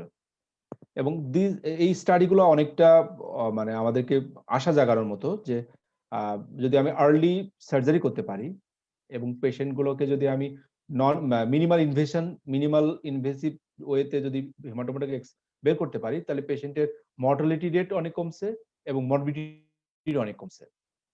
This another case of invest trial, যেখানে একটা ইন্ট্রাভেন্ট্রিকুলার হিমোরেজ যেটাকে মানে এক্সপ্লোর করা, ইভাকুয়েট করা হয়েছিল এন্ডোস্কোপির মাধ্যমে। আমরা একটা অরিজিনাল সার্জারি আমরা দেখি কিভাবে আমরা করা হয়।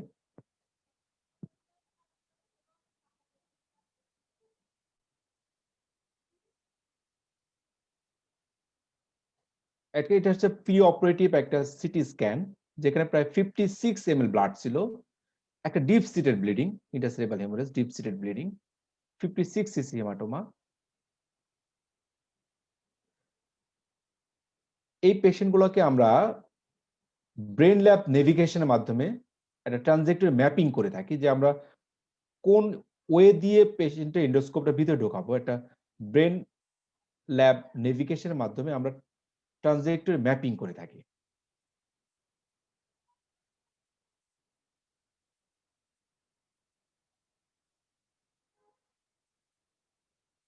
এটা আমরা আসলে জাস্ট মানে নিউরো এভিগেশনের মাধ্যমে সরাসরি পেশেন্টের সিটি স্ক্যান দেখেই আমরা সাইট অফ ব্লিডিংটা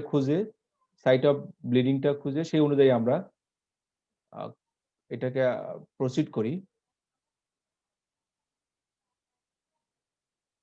ঠিক ফোরহেডে একটা ইনসিশন দেওয়া হয়, ফোরহেডে 13 মিলিমিটার বার হোল করা হয় যাতে এন্ডোস্কোপটা ভিতরে ঢোকানো যায়। স্টেপ 1 হচ্ছে ইভাকুয়েশন। আমরা এন্ডোস্কোপটা ভিতরে ঢুকে ব্লাডটাকে আমরা ইভাকুয়েট করব, একটা মিডল অফ দা ক্লটে রেখে আমরা ইভাকুয়েট করব।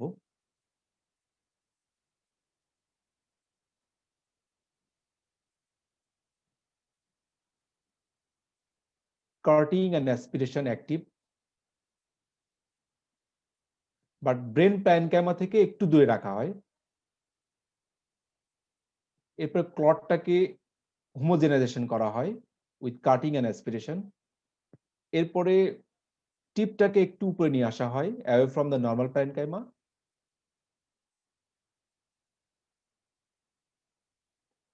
এরপরে এটাকে ইরিগেট করা হয় যাতে ক্লটটা ডিজলিউশন হয়, এবং এই প্রথম স্টেপটা আবার রিপিট করা হয়ে থাকে। এরপরে ক্লটটাকে পুল করা হয় স্টেপ 2 তে, শুধুমাত্র অ্যাসপিরেশন করা হয় এখানে।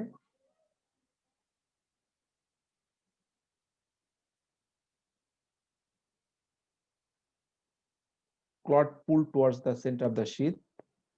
Step 3, the reinflation of the cavity, এটাকে আবার রিইনফ্লেট করা হয় ইরিগেশনের মাধ্যমে, এবং কোনো রিমেইনিং ক্লট যদি থাকে সেগুলোকে আবার অ্যাসপিরেশন, জাস্ট স্টেপ 1 2 3 গুলো আবার রিপিটেশন করা হয়। And this is a minimally invasive endoscopic removal of ICS. Interventricular হিমোরেজের ক্ষেত্রে আমরা কি করতে পারি? ইন্টারভেন্ট্রিকুলার হিমোরেজ সাধারণত দেখা যায় যে একটা আইসিএস পেশেন্টের half of the ICS patient can develop interventricular haemorrhage, ventricular extension. এক্ষেত্রে the main danger is obstructive hydrocephalus, এবং patients with IVS who have GCS less than 8 or high risk for tentorial herniations should undergo placements of an EVD, external ventricular, একটা আমরা extra ventricular আমরা diversion আমরা করব, একটা ventricular একটা আমরা catheter দিয়ে পেশেন্টের আমরা ওখান থেকে তার ইভিডির মাধ্যমে আমরা পেশাটাকে রিলিজ করব ওখান থেকে, এবং সাথে আমরা ইভিডির ভিতরে এলটি প্লেস দিতে পারি। এলটি প্লেস দিয়ে আমরা তার ক্লটেড ব্লাডটাকে আমরা ডিজোলেট করতে পারি, এবং তারপরে আমরা ব্লাডটাকে বাইরে নিয়ে আসতে পারি ইন্টারভেন্ট্রিকুলার হিমোরেজ থেকে। These all are the surgical procedure for intercerebral hemorrhage. And next step of management of intercerebral hemorrhage is management of medical complications. There are lots of medical complications in hemorrhagic stroke like pneumonia, aspiration pneumonia, respiratory failure or distress, pulmonary embolism and sepsis. সুতরাং এই পেশেন্টগুলোকে আমাকে অবশ্যই এটাকে ভালোভাবে manage করতে হবে। At the same time, ICS পেশেন্টের কিন্তু কোনো কার্ডিয়াক ইভেন্ট হতে পারে at the time of the stroke, maybe acute myocardial infarction, heart failure, arrhythmia, even cardiac arrest. The ICS patient can develop AKI, hypothermia, GI bleeding, even post-stroke depression. These all can happen in case of ICS. সুতরাং একটা ICS পেশেন্টের ম্যানেজমেন্টে অবশ্যই আমাকে এই কমপ্লেইনগুলোও ভালোভাবে আমাকে address করতে হবে। সেক্ষেত্রে পেশেন্টকে অ্যাসপিরেশনকে প্রিভেন্ট করার জন্য আমি পেশেন্টকে খেয়াল করবো তার কোনো ডিসফেজিয়া আছে কিনা। যদি ডিসফেজিয়া থাকে অবশ্যই পেশেন্টকে আমি এনজিটিউব ফিডিং দিব, কখনো ওরাল ফিডিং আমরা দিব না। এবং পেশেন্টের তার এমআই আছে কিনা সেক্ষেত্রে আমরা ইসিজি এবং কার্ডিয়াক এনজাইমটা আমরা করব, এবং সেই অনুযায়ী পেশেন্টের ট্রিটমেন্ট আমরা করব। প্রিভেনশন অফ রিকারেন্ট আইসিস, আমরা আইসিস আবার রিকার করতে পারে।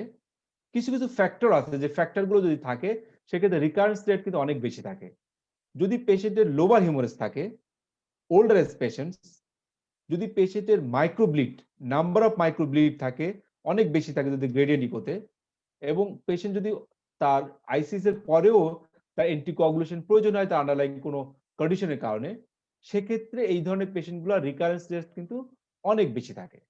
এই রিকারেন্স রেটটা কমানোর জন্য আমরা কিছু কিছু পদক্ষেপ নিতে পারি, যেমন পেশেন্টের বিপি কে আমরা স্ট্রিক্ট কন্ট্রোলে রাখবো, অবশ্যই লেস দ্যান 130 এবং ডায়াস্ট্রিক্স লেস দ্যান 80 আমরা রাখার চেষ্টা করব। Lifestyle modifications is very important. Alcohol কনজাম্পশনটাকে আমরা রেস্ট্রিক্ট করার চেষ্টা করব, tobacco use, illicit drug abuse এগুলো আমরা কমাই দিব। পেশেন্ট যদি অবস্ট্রাকটিভ স্লিপ অ্যাপনিয়া থাকে সেটা আমরা প্রপার ট্রিটমেন্ট করব। লং টার্ম অ্যান্টিকোয়াগুলেশনস উইথ অরফারিন আমরা চেষ্টা করব পেশেন্টকে কোনোভাবে লং টার্ম অ্যান্টিকোয়াগুলেশন বন্ধ করা সম্ভব কিনা সেটা আমরা চেষ্টা করব, স্পেশালি ফর লোয়ার হিমোরেজ। আচ্ছা, এখন একটা patient optimal timing to resume oral anticoagulations after anticoagulant related ICS, কখন আমরা একটা পেশেন্টে আবার তার অ্যান্টিকোয়াগুলেশন শুরু করতে পারবো। এই ধরনের পেশেন্টগুলো আমরা ইউজুয়ালি 4 সপ্তাহ পর থেকেই, যদি তার আগে থেকে তার অ্যান্টিকোয়াগুলেশন প্রয়োজন হয় অন্য কোনো কার্ডিয়াক ডিজিজের কারণে, তাকে 4 সপ্তাহ পরে কিন্তু আমরা তার অ্যান্টিকোয়াগুলেশন শুরু করতে পারি। অ্যাসপ্রিন বা ক্লোপিডোগ্রেলের ক্ষেত্রে আমরা কতদিন পরে পেশেন্টের শুরু করব, আবার আমরা ইউজুয়ালি একদিন পর থেকে আমরা শুরু করতে পারি। এক থেকে আমরা অনেকে একটু কশাসের জন্য আমরা 1 সপ্তাহ পর থেকে, যদি তার আন্ডারলাইং কোনো চেস্ট ডিজিজ থাকে সেক্ষেত্রে আমরা অ্যাসপ্রিন অথবা ক্লোপিডোগ্রেল যে কোনো একটা মনোথেরাপি আমরা স্টার্ট করতে পারি 1 থেকে 7 দিন পর থেকে। বাট অ্যান্টিকোয়াগুলেন্ট ইউজ করতে গেলে অবশ্যই আমাদেরকে 4 সপ্তাহ ওয়েট করতে হবে। অনেকে বলে যে ইন্টারসেরিব্রাল হিমোরেজের পেশেন্টের স্ট্যাটিন আমরা ইউজ করবো কিনা। অনেকের ধারণা স্ট্যাটিন ইউজ করলে আইসিএস এর পেশেন্টের ব্লিডিং চান্স অনেক বেড়ে যেতে পারে, কিন্তু ওরকম সাফিসিয়েন্ট কোনো ডাটা নাই যে এটা আমি বন্ধ করে দিব, এটা আমরা চলতে পারি, no problem. And last but not the least, that is rehabilitation and recovery is very important part of intercerebral hemorrhage treatment. Prognosis of ICS, আমরা আগে বলছিলাম যে immediate mortality after 30 days, large and medium sized হেমাটোমার ক্ষেত্রে 30 to 35%, and surgical management is not superior than medical management regarding mortality. Rather residual deficit may be more in case of surgical treatment. সুতরাং আমরা চেষ্টা করব পেশেন্টকে আমরা conservative ম্যানেজমেন্টে থাকার।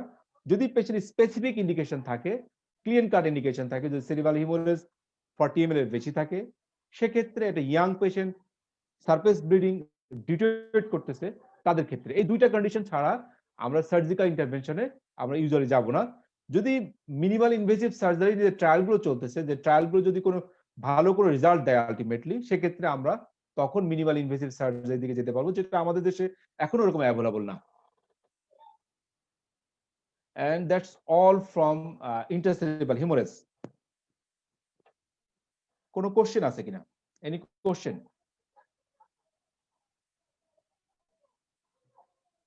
Any question? Is there any question? Sir কর্টিকোস্টেরয়েডের ব্যাপারে কোনো কথা আছে কিনা স্যার? কর্টিকোস্টেরয়েড তো আমরা বললাম যে কর্টিকোস্টেরয়েডের আসলে আইসিপি কমানোর জন্য কোনো রোল নাই। আমরা বোথ ইসকেমিক স্ট্রোক বা হেমোরেজিক স্ট্রোকে আমরা কর্টিকোস্টেরয়েডটা আমরা ইউজ করব না। আচ্ছা আচ্ছা। তবে সাব অ্যারাকনয়েড হিমোরেজের ক্ষেত্রে আমার অনেক সময় হেডেক কমানোর জন্য, মেনিনজিয়াল ইরিটেশন হয়, সেটা কমানোর জন্য অনেক সময় আমরা স্টেরয়েড ইউজ করতে পারি। আদারওয়াইজ আইসিএইচ বা ইসকেমিক স্ট্রোকে স্টেরয়েডের কোনো রোল নাই স্পেসিফিক।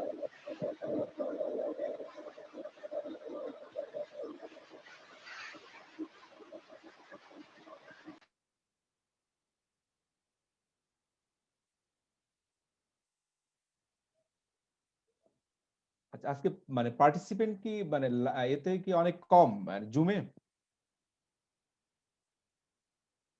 Any question? স্যার জুমে কম, লাইভে আছে অনেকেই।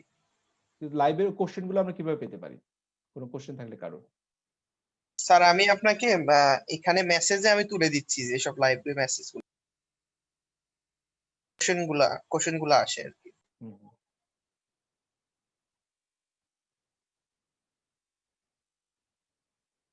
তো যদি কোনো কোশ্চেন না থাকে আমরা কয়েকটা গত দিনের মতো কয়েকটা ক্লিনিক্যাল কেস আমরা ডিসকাস করতে পারি। A 67-year-old right-handed woman with a history of hypertension develops sudden onsets of left face, arm, and leg weakness, left-sided hemiparesis. Initial vital signs at the event was BP was 218/110, heart rate 84, saturation 96, temperature 98. On neurological examination, patient is alert, fully oriented. NIHSS score is 10, GCS score is 15. NCCT showing the right basal ganglionic hemorrhage. Shortly after the CT is completed, the patient becomes unresponsive and our GCS worsens to 5. So what may be the cause? And এখন আমরা কি করতে পারি পেশেন্টের? তাহলে একটা পেশেন্টের initially GCS ভালোই ছিল, কিন্তু পেশেন্টের কিছুক্ষণের ভিতরেই হঠাৎ করে খারাপ হয়ে গেছে। তাহলে আমরা বলতে পারি it's haematoma expansion. It's due to haematoma expansion. সেক্ষেত্রে আমরা কি করতে পারি? এটা হতে পারে হেমাটোমা এক্সপানশন অথবা নন কনভালসিভ এপিলেপসি, যেটা আমরা আগে বলছি যে একটা পেশেন্টের যদি তার সিটি স্ক্যানে হিমোরেজের প্রপোর্শনেটলি তার যদি কনসাস লেভেল বেশি খারাপ থাকে, সেক্ষেত্রে আমরা সাসপেক্ট করি এটা একটা নন কনভালসিভ বা ইলেকট্রোগ্রাফিক সিজার কিনা। তাহলে ইমিডিয়েটলি পেশেন্টের আমরা সিটি স্ক্যান করবো, সিটি স্ক্যান দেখলাম তো হেমাটোমা এক্সপানশন হয়েছে, তাহলে আমি বলবো এটা হেমাটোমা এক্সপানশনের জন্য হয়েছে। আর যদি পেশেন্টের দেখা যায় না হেমাটোমা ঠিক আছে, কোনো মাস ইফেক্টও নাই, খুব কম সময়ের ভিতরে খারাপ হয়ে গেছে, তাহলে আমি বুঝতে পারবো যে তার নন কনভালসিভ কোনো সিজার হচ্ছে কিনা। Failure to provide rapid BP control is one of the potential mechanism for early hematoma expansion in this case. তাহলে এই পেশেন্টে দেখেন তার ইনিশিয়াল বিপি কিন্তু অনেক বেশি ছিল, সো এই বিপিটা আমরা ইনিশিয়ালি র্যাপিড কমাতে পারি নাই, এই কারণে পেশেন্টটা ডিটিওরেট করছে তার হেমাটোমা এক্সপানশনের কারণে। সুতরাং immediate rapid corrections of BP is needed in case of intercerebral haemorrhage. যদি দেখা যাচ্ছে পেশেন্টের হেমাটোমা এক্সপানশন হয়নি, আমি ইজি করলাম, ইজিতে যদি আমি এপিলেপটিক ফোকাই পাই, সেক্ষেত্রে আমি পেশেন্টকে ফসফেনাইট্রাইন দিব 10 to 20 milligram per KG body weight loading দিব, অথবা লেভিটারিসিটাম 1 গ্রাম দিব আইভি লোডিং। তারপর আমরা মেইনটেনেন্স থেরাপি হিসেবে রাখতে পারি যদি পেশেন্টের তার নন কনভালসিভ ইলেকট্রোগ্রাফিক সিজার হয়ে থাকে। A 78-year-old female with past medical history significant for atrial fibrillation and hypertension presents with sudden onsets of headache and loss of consciousness. The patient takes warfarin at home. On emergency department, the patient GCS is 4. She is immediately intubated, transported to the emergency department. Her vital signs below show BP 140/90, oxygen 98. Non-contact CT is shown. Laboratory studies are significant rise of INR 4 হচ্ছে তার INR-টা, এবং CT scan আমরা দেখতে পাচ্ছি তার একটা mixed density lesson আছে, যেখানে একটা ফ্লুইড লেভেল আছে। তাহলে আমরা বলতে পারি, এবং মিড লাইন শিফটিং হয়েছে, ভেন্ট্রিকুলার ইফেসমেন্ট, সো আমরা এখান থেকে বলতে পারি এটা একটা অ্যান্টিকোয়াগুলেন্ট ইনডিউসড তার একটা হেমোরেজ হচ্ছে। তাহলে এই পেশেন্টকে আমরা কি ম্যানেজ করব? How will manage this patient?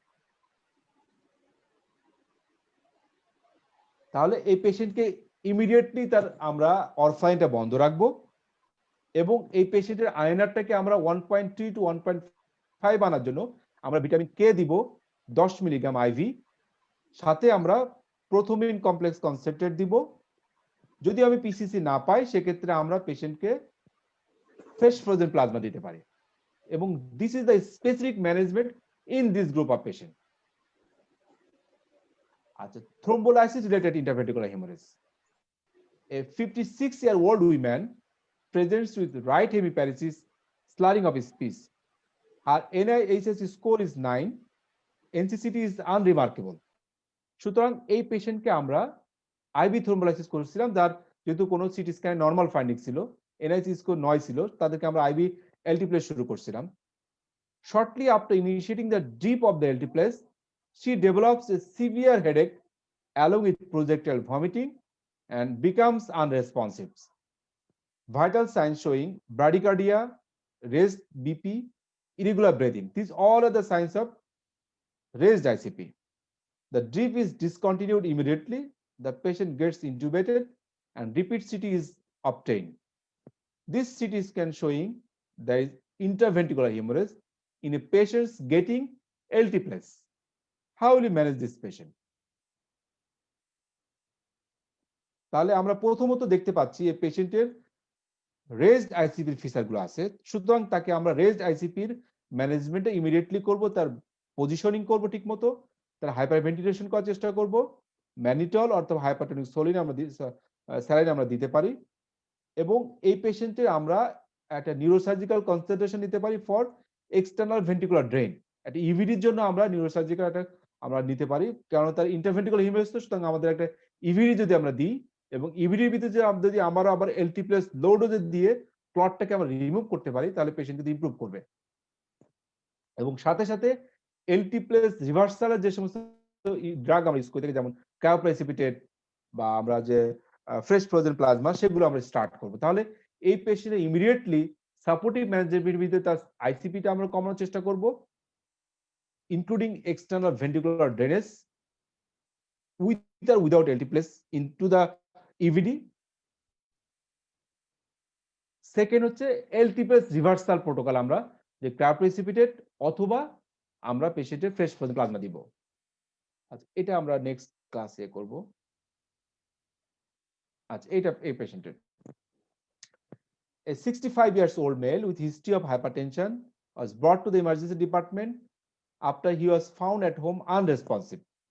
Upon arrival, the patient was obtunded and had a complete right sided hemiplegia. GCS was 7. Non-contact of the head revealed a left hemispheric hematoma measuring 7 to 4 centimeter with mass effect and 6 millimeter of shift on the midline. A small amount of IVs is also present. দেখেন এই পেশেন্টের আমরা CT scan করলাম, তার একটা ICH সাথে midline shifting আছে এবং তার ভেন্ট্রিকুলার এক্সটেনশন আছে। এই পেশেন্টকে আমরা কি করতে পারি? পেশেন্টের বয়স হচ্ছে 65 ইয়ার্স, আগের থেকে হাইপারটেনসিভ। তাহলে এই পেশেন্টে আমরা কি করতে পারি? যদিও পেশেন্টের হাইপারটেনসিভ, এরপরেও আমরা একটা সিটি এনজিওগ্রাম করতে পারি। অনেক সময় দেখা যায় যে আমরা নিশ্চিত হওয়ার জন্য যে কোনো অ্যানিউরিজম বা এভি ম্যালফরমেশন আছে কিনা সেটা দেখার জন্য আমরা একটা ভাস্কুলার ইমেজিং আমরা করতে পারি। এবং এই পেশেন্ট দেখলাম যে ভাস্কুলার ইমেজিং এ যদি কোনো কিছু না পাই আমরা, সেক্ষেত্রে পেশেন্টের আমরা রেজড আইসিপি কমানোর জন্য তার আইভি ম্যানিটল দিতে পারি এবং surgical evacuation of the clot আমরা করতে পারি। এই পেশেন্টের surgical evacuation of the clot কিন্তু আমরা এটা পেশেন্ট যদি আমরা মিনিমাল ইনভেসিভ সার্জারি যদি আমরা করতে চাই, তাহলে কিন্তু এই পেশেন্ট আমরা মিনিমাল ইনভেসিভ সার্জারি আমরা করতে পারি যদি আমাদের অপশন থাকে। যদি আমাদের দেশে এরকম মিনিমাল ইনভেসিভ সার্জারি করা হয় না, তবে এই পেশেন্টের মিনিমাল ইনভেসিভ সার্জারি কিন্তু আমরা করতে পারি। আদারওয়াইজ এই পেশেন্টকে আমরা মেডিকেল ম্যানেজমেন্টে রাখবো। এই পেশেন্টের কখনো আমরা ওপেন সার্জারি করবো না।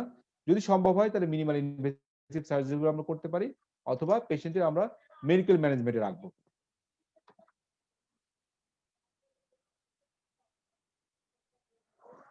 That's all. Thank you. Thank you sir.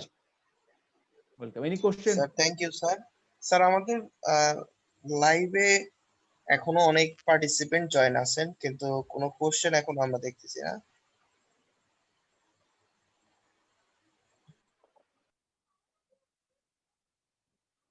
তাহলে কোশ্চেন না থাকলে আমরা আমাদের সেশন শেষ করতে পারি। আমাদের নেক্সট সেশন হবে on acute subarachnoid hemorrhage and cerebral venous sinus thrombosis. আমাদের last session on stroke next week ইনশাআল্লাহ। Okay sir. ওকে, জি ইনশাআল্লাহ। Thank you very much. Sir. আসসালামু আলাইকুম। ওয়ালাইকুম আসসালাম।